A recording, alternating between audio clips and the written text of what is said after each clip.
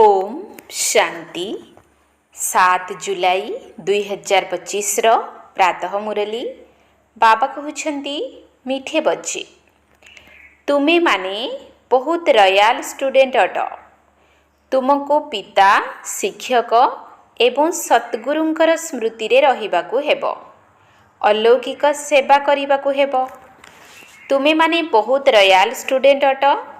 तुमको पिता शिक्षक एवं सद्गुरुंकर स्मृति रे रहिबाकु हेबो, अलौकिक सेवा करिबाकु हेबो।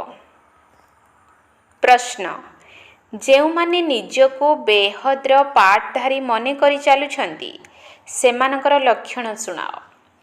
जेउमाने निजको बेहद्र पाठधारी मने करि चालुछंती सेमानकर लक्षण सुनाओ। उत्तर, सेमानक बुद्धि रे कौनसी सूक्ष्म अथवा स्थूल देहधारींकर स्मृति रहिब नाही। सेमाने केवल एकमात्र बाबा एवं शांतिधाम घर को मने पकाउथिबे, काहींकिना समस्त महानता जनकर ही अटे। जेपरि बाबा सारा दुनियार सेवा करी पतित मानको पवित्र करुछंती, सेहीपरि पिलामाने मध्य बाबांक भली सेवाधारी होई जाउछंती। ओम शांति। प्रथमे बाबा पिलामानंकु सावधान कराई देउछंती। एठारे बसिबा समय रे निजको आत्मा भाबी बाबांक सम्मुखरे बसिछ तो एकथा मध्य बुद्धि रे धारण कर जे आमे बाबा एवं शिक्षकंक सम्मुखरे बसिछु। प्रथम नंबर कथा हेउछि आमे आत्मा अटु। बाप टीचर गुरु रूपे मिलिथिबा शिव बाबा मध्य आत्मा अटंती, से एक ही अटंती। एही नुआ कथा तुमी शुणुछ।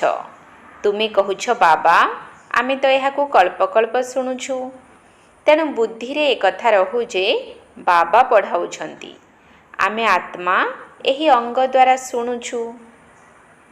एही ज्ञान वर्तमान ही सर्वोच्च भगवान को द्वारा तुम मानकु मिलुछि। से समस्त आत्मा मानकर पिता अटंती, जे कि संपत्ति देउछंती। कौन ज्ञान देउछंती? समस्तंकर सद्गति करुछंती, अर्थात घर को नहीं जाउछंती। केते जन को नहीं जिबे ए सब कथा तुमी जानिछ। मशा सदृश समस्त आत्मा मानकु जीवाकु हेबो। सत्य जुगरे गोटिए मात्र धर्म और पवित्रता सुख शांति सब रही थाए। तुम मानक पई चित्र द्वारा बुझाइबा बहुत सहज अटे। पिला माने मध्य नक्शा द्वारा बुझी जानती ना। एहा इंग्लैंड, एहा अमुक, पुणी सही स्थान मने पड़ी जाए। एठारे मध्य सही परी गोटिए गोटिए छात्र को बुझाइबा को पड़ुछि। महिमा मध्य जनकर हेउछि। शिवाय नमः। उच्चरु उच्च भगवान रचयिता पिता घरर मुख्य होइथांती ना। से हद्र पिता, ये सारा बेहद घरर पिता अटंती। ये पुणी शिक्षक मध्य अटंती, तुमको पढ़ाउछंती। तेणु तुम संतान मानकु बहुत खुशी रे रहिबा उचित। तुमे राजकीय छात्र मध्य अट। बाबा कहउछंती मु साधारण शरीर रे आसुछि। प्रजापिता ब्रह्मांकर मध्य एहिठारे ही निश्चय आवश्यकता रहिछि। तांको बिना काम किपरि चलिबो? वयस्क संतान ही आवश्यक, काहींकिना पोष्य अटंती ना। तेणु वयस्क हेबा दरकार। श्रीकृष्ण तो समस्तंकु संतान बोली कहि परिबे नाही। वयस्क ही एक कथा कहिबा शोभा पाउछि। पिलांकु कोन केही बाबा बोली कहिबे? तेणु पिला मानकर बुद्धि रे आसीबा दरकार जे आमे कहा आगरे बसिछु। अंतर्मन रे बहुत खुशी मध्य रहिबा उचित। छात्र जेउठी बसिले मध्य तांको बुद्धि रे बाबा ही मने पड़ी थांती, शिक्षक मध्य मने पड़ी थांती। तांकर तो बाप शिक्षक अलग अलग रहिछंती। तुमर तो जणे मात्र बाप टीचर सद्गुरु अछंती। एही ब्रह्मा बाबा मध्य स्टूडेंट अटंती, पढ़ुछंती। केवल लोन रे रथ देइछंती, आउ कोनोसी फरक नाही। नचेत से तुम परी ही अटंती। एहांक आत्मा मध्य तुम परी बुझुछि। ସମସ୍ତ ମହାନତା ଜଣକର ହିଁ ଅଟେ। ତାଙ୍କୁ ହିଁ ପ୍ରଭୁ ଈଶ୍ୱର ବୋଲି କୁହାଯାଉଛି। ଇଏ ମଧ୍ୟ କହୁଛନ୍ତି ନିଜକୁ ଆତ୍ମା ଭାବି ଏକମାତ୍ର ପରମାତ୍ମାଙ୍କୁ ମନେ ପକାଅ। ବାକି ସବୁ ସୂକ୍ଷ୍ମ ଏବଂ ସ୍ଥୂଳ ଦେହଧାରୀଙ୍କୁ ଭୁଲିଯାଅ। ତୁମେ ଶାନ୍ତିଧାମର ବାସିନ୍ଦା ଅଟ। ତୁମେ ବେହଦ୍ର ପାଠଧାରୀ ଅଟ। ଏହି କଥା ଆଉ କେହି ଜାଣିନାହାନ୍ତି। ସାରା ଦୁନିଆରେ କେହି ମଧ୍ୟ ଜାଣିନାହାନ୍ତି। ଏଠାକୁ ଯେଉଁମାନେ ଆସୁଛନ୍ତି ସେମାନେ ବୁଝି ଯାଉଛନ୍ତି ଏବଂ ବାବାଙ୍କ ସେବାରେ ଲାଗି ପଡ଼ୁଛନ୍ତି।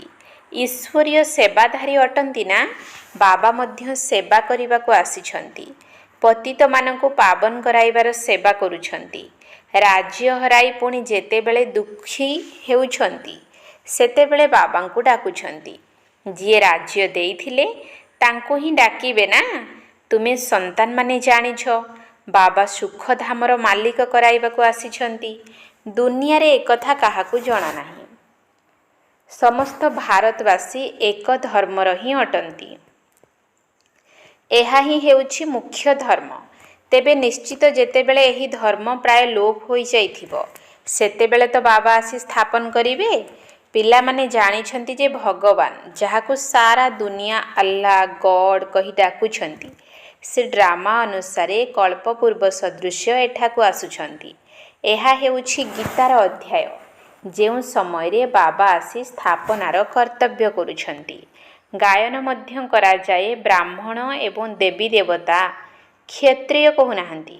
ବ୍ରାହ୍ମଣ ଦେବୀ ଦେବତା ନମଃ କହୁଛନ୍ତି। କାହିଁକିନା କ୍ଷତ୍ରିୟ ତ ଦୁଇ କଳା କମ୍ ହୋଇଗଲେ ନା। ନୂଆ ଦୁନିଆକୁ ହିଁ ସ୍ୱର୍ଗ କୁହାଯାଉଛି। ତ୍ରେତାକୁ ତ ନୂଆ ଦୁନିଆ କୁହାଯିବ ନାହିଁ। ପ୍ରଥମେ ପ୍ରଥମେ ସତ୍ୟଯୁଗକୁ ହିଁ ଏକଦମ ନୂଆ ଦୁନିଆ କୁହାଯିବ। ଏହା ସବୁଠାରୁ ପୁରୁଣା ଦୁନିଆ ଅଟେ। ପୁଣି ନୂଆରୁ ନୂଆ ଦୁନିଆକୁ ଯିବୁ। ଏବେ ଆମେ ସେହି ଦୁନିଆକୁ ଯାଉଥିବାରୁ ପିଲାମାନେ କହୁଛନ୍ତି ଯେ ଆମେ ନରରୁ ନାରାୟଣ ହେଉଛୁ। ଆମେ ସତ୍ୟ ନାରାୟଣଙ୍କର କଥା ମଧ୍ୟ ଶୁଣୁଛୁ। ରାଜକୁମାର ହେବାର କଥା କହୁନାହାନ୍ତି। ସତ୍ୟ ନାରାୟଣଙ୍କ କଥା କହୁଛନ୍ତି। ସେମାନେ ନାରାୟଣଙ୍କୁ ଅଲଗା ଭାବୁଛନ୍ତି। କିନ୍ତୁ ନାରାୟଣଙ୍କର କୌଣସି ଜୀବନ କାହାଣୀ ତ ନାହିଁ। ଜ୍ଞାନର କଥା ବହୁତ ରହିଛି ନା। ସେଥିପାଇଁ 7 ଦିନ ଦିଆଯାଇଛି। 7 ଦିନ ଭଟ୍ଟିରେ ଅର୍ଥାତ୍ ଏକାଗ୍ରତା ପୂର୍ବକ ରହିବାକୁ ପଡ଼ିବ। କିନ୍ତୁ ଏପରି ମଧ୍ୟ ନୁହେଁ ଯେ ଏଠାରେ ଆସି ଭଟ୍ଟିରେ ରହିବାକୁ ପଡ଼ିବ। ଏଭଳି ତ ପୁଣି ଭଟ୍ଟିର ବାହାନା କରି ଅନେକ ଆସିଯିବେ। ମୁଖ୍ୟତଃ ସକାଳ ଏବଂ ସନ୍ଧ୍ୟାରେ ପାଠପଢ଼ା ହୋଇଥାଏ। ଖରାବେଳେ ବାୟୁମଣ୍ଡଳ ଠିକ୍ ନଥାଏ। ରାତ୍ରିରେ ମଧ୍ୟ 10ରୁ 12 ପର୍ଯ୍ୟନ୍ତ ବିଲକୁଲ ଖରାପ ସମୟ ରହିଥାଏ। ଏଠାରେ ତୁମ ସନ୍ତାନମାନଙ୍କୁ ମଧ୍ୟ ମେହନତ କରିବାକୁ ହେବ ୟାଦରେ ରହି ଶତୁପ୍ରଧାନ ହେବା ପାଇଁ। ଘର ଗୃହସ୍ଥରେ ତ ସାରା ଦିନ କାମଧନ୍ଦାରେ ରହୁଛ। ଏପରି ମଧ୍ୟ ବହୁତ ଅଛନ୍ତି ଯିଏ ଧନ୍ଦା ଆଦି କରି ମଧ୍ୟ ଭଲ ଚାକିରି କରିବା ପାଇଁ ପୁଣି ପାଠ ପଢ଼ିଥାନ୍ତି। ଏଠାରେ ମଧ୍ୟ ତୁମେ ପଢ଼ୁଛ। ତେଣୁ ଯିଏ ପଢ଼ାଉଛନ୍ତି ସେହି ଶିକ୍ଷକଙ୍କୁ ମନେ ପକାଇବାକୁ ହେବ। ଆଚ୍ଛା, ଶିକ୍ଷକ ଭାବି ମନେ ପକାଇଲେ ମଧ୍ୟ 3 ଜଣ ଏକତ୍ର ମନେ ପଡ଼ିବେ। ବାପ, ଟିଚର, ଗୁରୁ। ତୁମ ନିମନ୍ତେ ଏହା ବହୁତ ସହଜ ହୋଇଯାଇଥିବାରୁ ତୁରନ୍ତ ମନେ ପଡ଼ିଯିବା ଉଚିତ। ଇଏ ଆମର ବାବା ଶିକ୍ଷକ ଗୁରୁ ମଧ୍ୟ ଅଟନ୍ତି। ସେ ସର୍ବୋଚ୍ଚ ପିତା ଅଟନ୍ତି ଯାହାଙ୍କଠାରୁ ଆମେ ସ୍ୱର୍ଗର ସମ୍ପତ୍ତି ନେଉଛୁ। ଆମେ ସ୍ୱର୍ଗକୁ ନିଶ୍ଚୟ ଯିବୁ। ସ୍ୱର୍ଗର ସ୍ଥାପନା ନିଶ୍ଚୟ ହେବ। ତୁମେ କେବଳ ଉଚ୍ଚ ପଦ ପାଇବା ପାଇଁ ପୁରୁଷାର୍ଥ କରୁଛ ଏକଥା ମଧ୍ୟ ତୁମେ ଜାଣିଛ। ମନୁଷ୍ୟମାନେ ମଧ୍ୟ ଜାଣିବେ। ଚାରିଆଡ଼େ ତୁମର ପ୍ରଚାର ପ୍ରସାର ହେବ। ତୁମ ବ୍ରାହ୍ମଣମାନଙ୍କର ଅଲୌକିକ ଧର୍ମ ଅଟେ ଶ୍ରୀମତକୁ ଅନୁସରଣ କରି ଅଲୌକିକ ସେବାରେ ତତ୍ପର ରହିବା। ଏକଥା ମଧ୍ୟ ମନୁଷ୍ୟମାନେ ଜାଣିବେ ଯେ ତୁମେ ଶ୍ରୀମତ ମାଧ୍ୟମରେ କେତେ ଶ୍ରେଷ୍ଠ କର୍ମ କରୁଛ। ତୁମ ପରି ଅଲୌକିକ ସେବା ଆଉ କେହି କରିପାରିବେ ନାହିଁ। ତୁମେ ବ୍ରାହ୍ମଣ ଧର୍ମାବଲମ୍ବୀମାନେ ହିଁ ଏପରି ଶ୍ରେଷ୍ଠ କର୍ମ କରୁଛ। ତେଣୁ ଏପରି କର୍ମରେ ଲାଗିଯିବା ଉଚିତ। ଏହିଥିରେ ହିଁ କାର୍ଯ୍ୟ ବ୍ୟସ୍ତ ରହିବା ଉଚିତ। ବାବା ମଧ୍ୟ ଏହି ସେବାରେ ବ୍ୟସ୍ତ ରହୁଛନ୍ତି ନା। ତୁମେ ରାଜଧାନୀ ସ୍ଥାପନ କରୁଛ। ସେମାନେ ତ ପଞ୍ଚାୟତ ଏକତ୍ର ହୋଇ କେବଳ ପାଳନା କରୁଛନ୍ତି। ଏଠାରେ ତୁମେ ଗୁପ୍ତ ବେଶରେ କ'ଣ କରୁଛ? ତୁମେ ହେଉଛ ଗୁପ୍ତ ଅହିଂସକ ଯୋଦ୍ଧା। ଏହାର ଅର୍ଥ ମଧ୍ୟ କେହି ବୁଝୁନାହାନ୍ତି। ତୁମେ ହେଉଛ ଡବଲ ଅହିଂସକ ସେନା। ସବୁଠାରୁ ବଡ଼ ହିଂସା ହେଉଛି କାମ ବିକାରର, ଯାହା ଆତ୍ମାକୁ ପତିତ କରାଉଛି। ଏହାକୁ ହିଁ ଜିତିବାକୁ ହେବ। ଭଗବାନ ବାଚ କାମ ମହାଶତ୍ରୁ ଅଟେ। ଏହା ଉପରେ ବିଜୟ ପ୍ରାପ୍ତ କରିବା ଦ୍ୱାରା ତୁମେ ଜଗତ ଜିତ ହୋଇଯିବ। ଏହି ଲକ୍ଷ୍ମୀ ନାରାୟଣ ଜଗତ ଜିତ ଅଟନ୍ତି ନା? ଭାରତ ଜଗତ ଜିତ ଥିଲା। ଏ ବିଶ୍ୱର ମାଲିକ କିପରି ହେଲେ? ଏକଥା ମଧ୍ୟ ବାହାର ଲୋକେ ବୁଝିପାରିବେ ନାହିଁ। ଏହାକୁ ବୁଝିବା ପାଇଁ ବୁଦ୍ଧି ବହୁତ ବିଶାଳ ହେବା ଉଚିତ। ବଡ଼ ବଡ଼ ପରୀକ୍ଷା ଦେଉଥିବା ପ୍ରାର୍ଥୀମାନଙ୍କର ବିଶାଳ ବୁଦ୍ଧି ହୋଇଥାଏ ନା? ତୁମେ ଶ୍ରୀମତ ଆଧାରରେ ନିଜର ରାଜ୍ୟ ସ୍ଥାପନ କରୁଛ। ତୁମେ କାହାକୁ ବି ବୁଝାଇ ପାରିବ ଯେ ବିଶ୍ୱରେ ଶାନ୍ତି ଥିଲା, ଆଉ କୌଣସି ରାଜ୍ୟ ନଥିଲା। ସ୍ୱର୍ଗରେ ଅଶାନ୍ତି ହୋଇପାରିବ ନାହିଁ।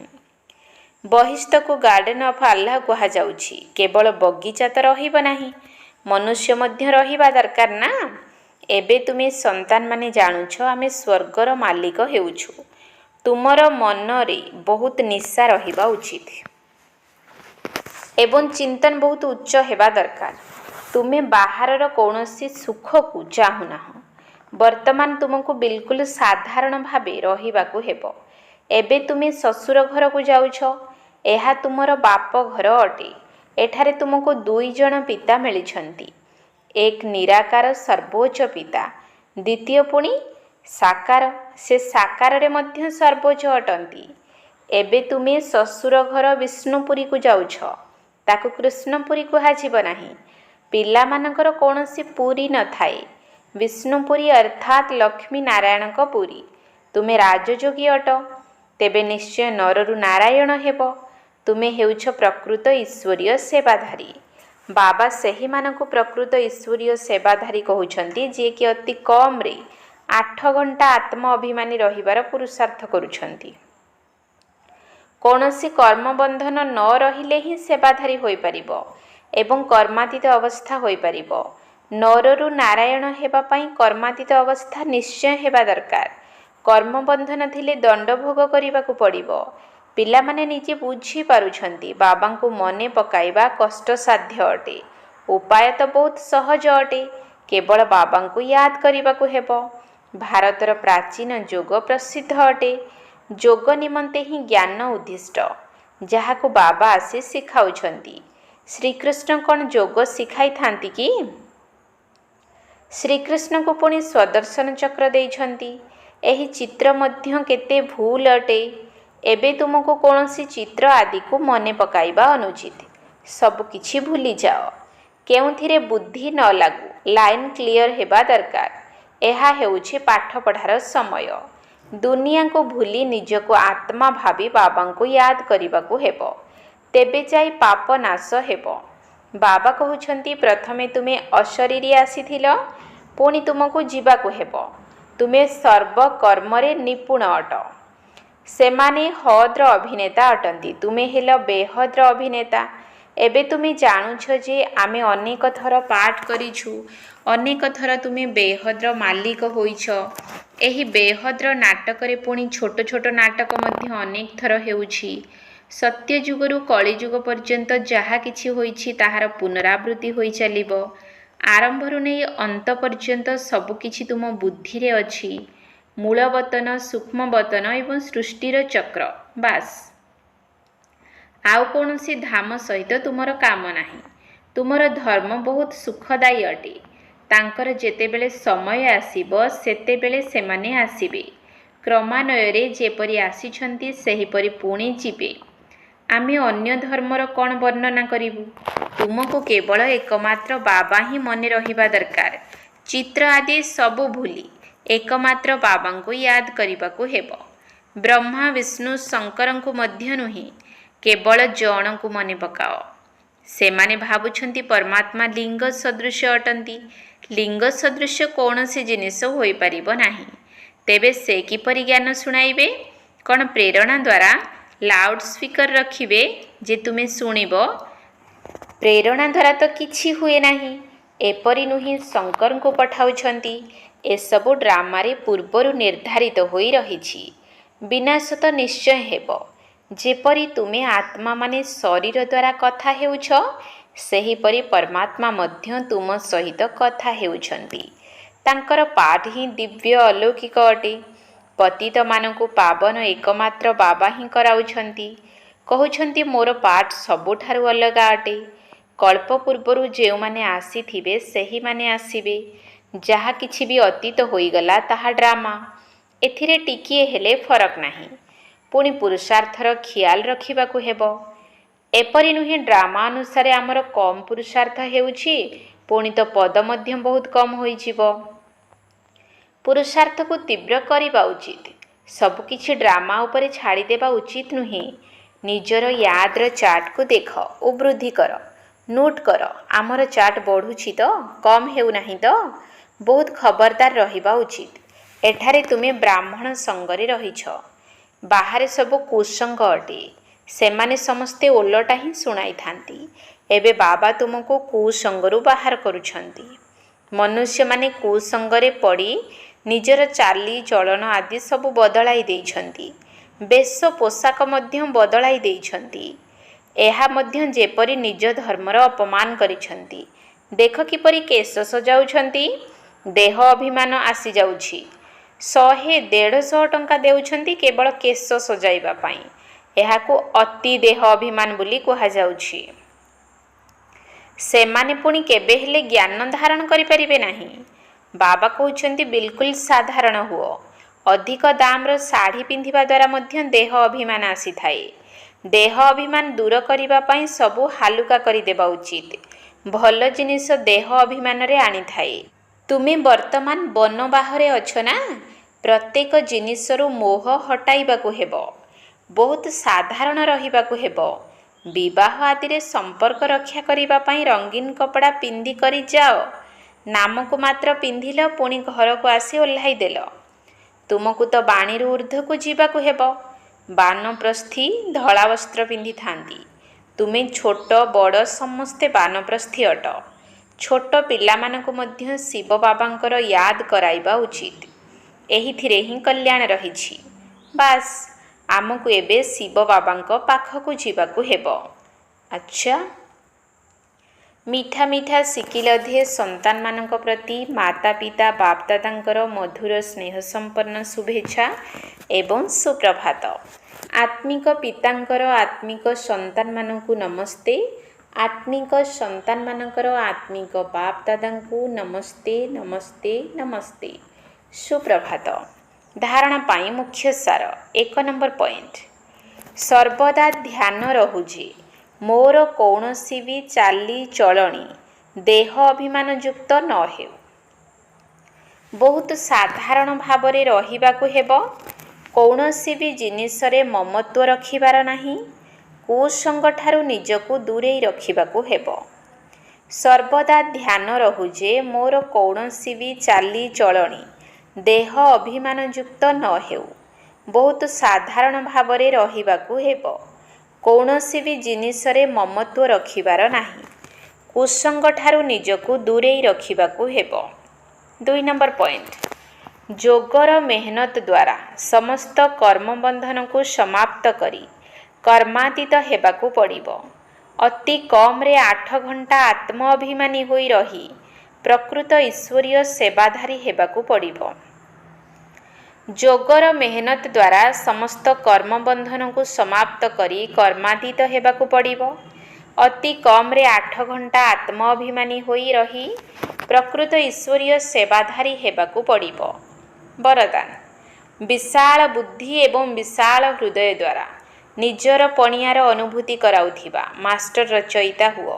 ବିଶାଳ ବୁଦ୍ଧି ଏବଂ ବିଶାଳ ହୃଦୟ ଦ୍ୱାରା ନିଜର ପଣିଆର ଅନୁଭୂତି କରାଉଥିବା ମାଷ୍ଟର ରଚୟିତା ହୁଅ। ମାଷ୍ଟର ରଚୟିତାର ପ୍ରଥମ ରଚନା ଏହି ଦେହ ଅଟେ। ଯେଉଁମାନେ ଏହି ଦେହର ମାଲିକ ହେବାରେ ସମ୍ପୂର୍ଣ୍ଣ ସଫଳତା ପ୍ରାପ୍ତ କରିନିଅନ୍ତି, ସେମାନେ ନିଜର ସ୍ନେହ ବା ସମ୍ପର୍କ ଦ୍ୱାରା ସମସ୍ତଙ୍କୁ ନିଜ ପଣିଆର ଅନୁଭବ କରାଇଥାନ୍ତି।